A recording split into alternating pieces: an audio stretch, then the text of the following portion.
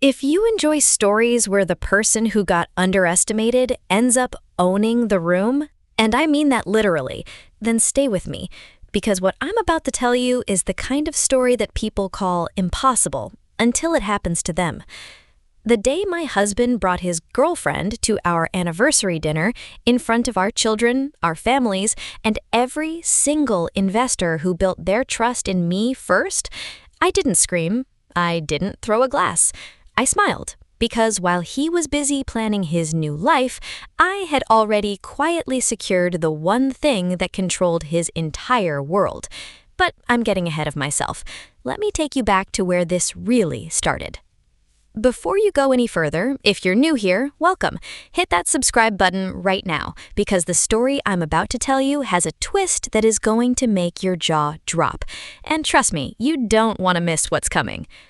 My name is Renata, and for 8 years, I was the kind of wife people look past at parties.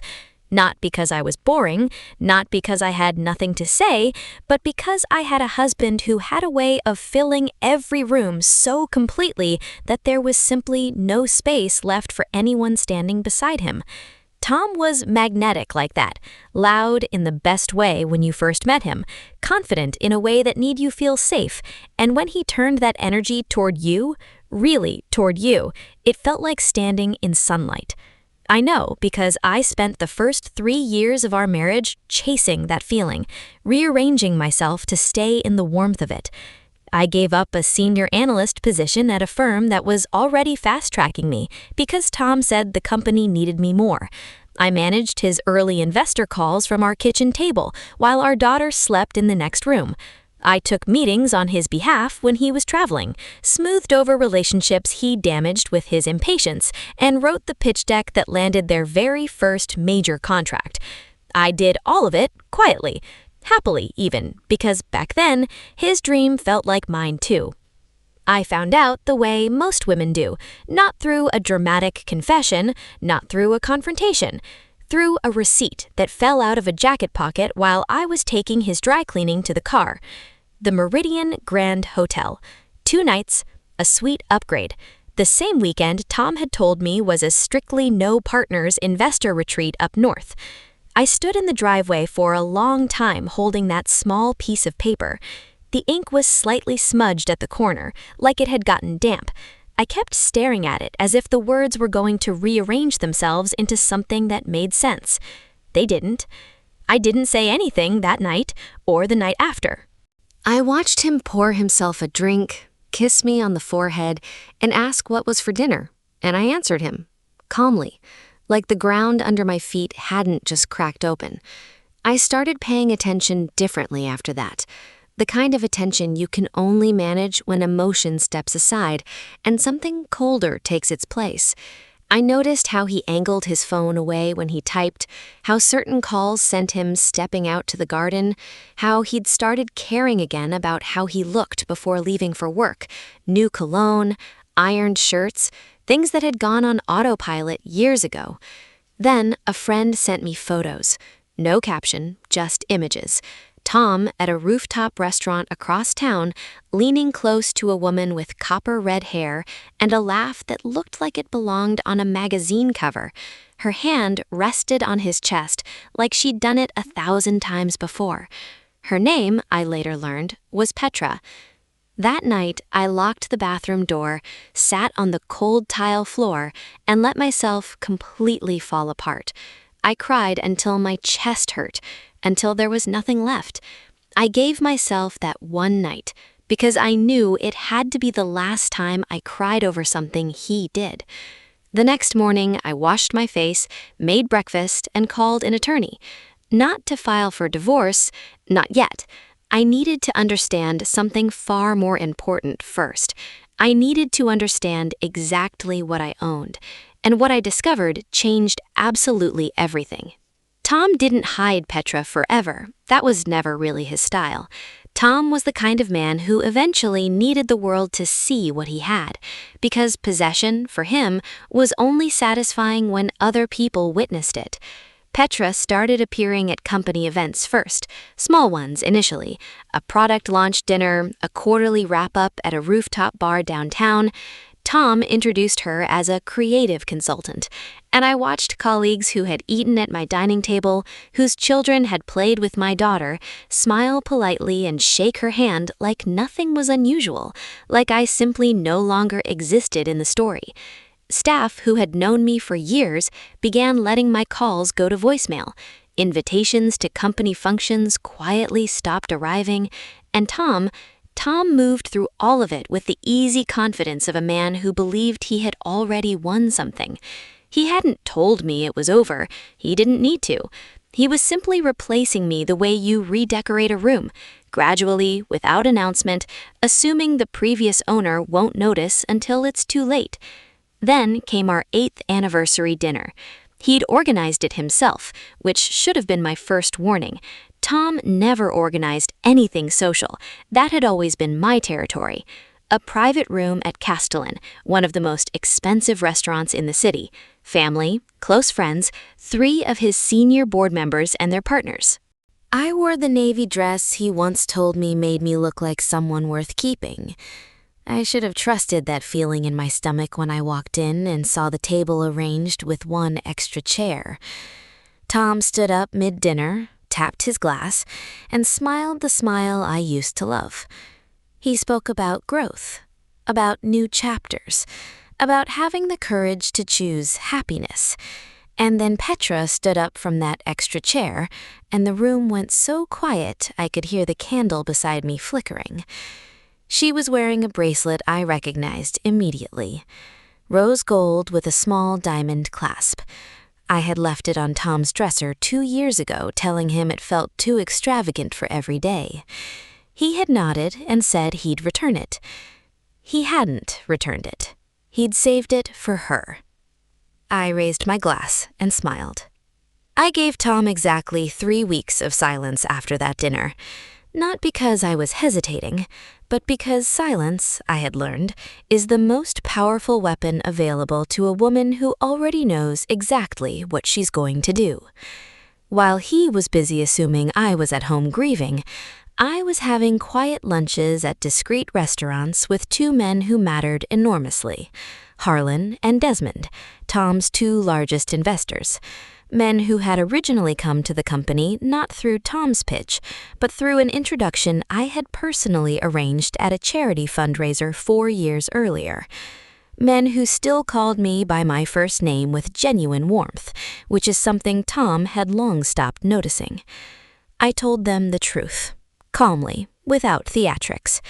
I laid out the original equity agreements, my mother's founding investment, and what my attorney had recently uncovered, that Tom had been quietly restructuring a new funding round specifically designed to dilute my shareholding position down to something decorative and powerless. The table went very still. Harlan set down his fork. Desmond looked at the documents for a long moment, then looked at me and said simply, "We didn't know." And I believed him. Within the week, I filed a legal injunction freezing the entire funding round. Tom's lawyers called my attorney within hours, their tone somewhere between furious and panicked. Good. Let them panic. I had spent 8 years being the calm one. It was someone else's turn. Tom came to the house on a Thursday evening. I heard his car before I saw him. He always drove too fast when he was angry. He came through the front door with that particular energy he carried when he felt cornered, all sharp edges and raised voice, slamming his keys on the counter hard enough to scratch it. "You don't understand business, Renata. You never did. You're going to destroy everything I built over emotions." I looked at him from across the kitchen island. I didn't raise my voice. I didn't step back. I understood it well enough to own it, Tom. He raised his hand, stopped himself, stood there breathing hard, jaw tight, looking at me like he was seeing someone he didn't recognize. Then he grabbed his keys and left. The door didn't just close, it slammed, and the house settled back into silence. And I stood there, completely still, and realized I wasn't afraid of him anymore. The meeting was scheduled for a Tuesday morning, 9 o'clock sharp. I arrived at 20 minutes to 9, which meant I was already seated at the head of the conference table when Tom walked through the door. He stopped in the doorway, just for a second, but I saw it, that flicker of something crossing his face before his expression reset into controlled anger. He hadn't expected me there early. He hadn't expected me there at all, if I'm being completely honest. Stood there, breathing hard, jaw tight, looking at me like he was seeing someone he didn't recognize. Then he grabbed his keys and left. The door didn't just close, it slammed, and the house settled back into silence. And I stood there, completely still, and realized I wasn't afraid of him anymore. The meeting was scheduled for a Tuesday morning, 9 o'clock sharp. I arrived at 20 minutes to 9, which meant I was already seated at the head of the conference table when Tom walked through the door. He stopped in the doorway, just for a second, but I saw it, that flicker of something crossing his face before his expression reset into controlled anger. He hadn't expected me there early. He hadn't expected me there at all, if I'm being completely honest. Even now, after everything, he had underestimated the version of me that had been quietly assembling itself in the background of his life. Petra was with him. She had dressed for the occasion. Tailored blazer, structured bag, like she was arriving at something that already belonged to her. A security officer approached her politely but firmly before she reached the table. I watched Tom's jaw tighten as she was guided back toward the lobby. She looked at him once, waiting for him to intervene. He didn't, because there was nothing he could do. My attorneys were seated to my left. Harlan and Desmond were already in the room, and they nodded at me when Tom's eyes found them, a small gesture that said everything about where their position now stood. I let the room settle. Then I opened the folder in front of me and walked through everything. The original investment, the equity agreements, the attempted dilution, the years of contribution that had been systematically removed from company records, my name replaced, my introductions re-attributed, my work absorbed into a narrative that centered only him. The board listened. Tom interrupted twice. His own legal counsel quietly advised him to stop. The vote wasn't dramatic. It didn't need to be. The numbers were simply what they were. Tom was removed as CEO. I was named interim chair pending a full structural review. He stood up slowly, and for a moment the room held its breath. His voice came out lower than I expected, stripped of its usual confidence, raw at the edges. I built this. Everything in this room exists because of me. I gathered my documents without rushing. You built it with my mother's money, my contacts, and my silence, Tom. You had no idea how expensive my silence was. I walked out. The room stayed quiet behind me, and I didn't look back once. The divorce was finalized on a Wednesday morning in early spring. I remember because there were flowers blooming outside the attorney's office window, small yellow ones pushing through the last of the cold, and I sat there signing my name with a steadiness that surprised even me. Tom's legal team had come in aggressive, the way teams do when they're negotiating from weakness and hoping loudness compensates. They left with significantly less than they'd arrived expecting. I didn't celebrate that day. I went home, made tea, and sat quietly with the paperwork in my lap for a long time, not out of sadness, out of something closer to reverence, for how far I had traveled from the woman who used to rearrange herself to stay in someone else's warmth. The company went through a careful restructuring over the following months. I appointed a trusted CEO, a steady, brilliant woman named Corrine who had been criminally overlooked in her previous role, and stepped into a strategic position that finally fit the life I actually wanted to live, rather than the one I had been shrinking to accommodate. I visited my mother's grave on a Sunday afternoon, brought white dahlias because they were always her favorite, sat beside her for a while without saying much, the way you do with people who already know everything about you anyway. I used what you left me, Mama. Every single bit of it.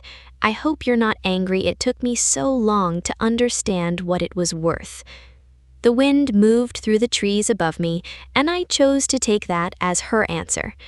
Tom and Petra lasted 5 months after the board meeting.